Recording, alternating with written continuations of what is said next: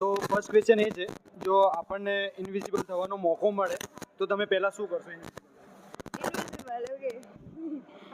It's too difficult, but still invisible થઈને બધું જે ના જોવાની વસ્તુ હોય એ જોઈ શકીએ. એટલે કઈ વસ્તુ એમ? એવરીથિંગ એટલે કઈ તો હશે ને જે આપણા આંખોથી છુપાયેલી હોય, બટ જે तू समझा? हाँ नहीं तू समझा नहीं. તો હેરાન કરીશ ને કોને હેરાન કરે?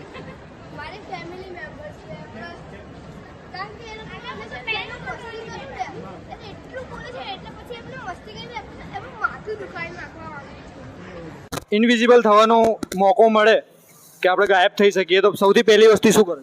ઇનવિઝિબલ થઈને એમ ગાયબ થઈને કંઈ બી એમ